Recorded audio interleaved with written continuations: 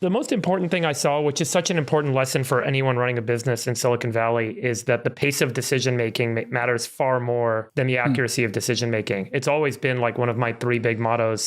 Say more like about that for entrepreneurs. Unpack that. For me, like my number one, my three things are always like grit, bias to action, and then narrative. But like bias to action, the rate at which you can make decisions is a far greater predictor of success than the accuracy of the decisions you do make.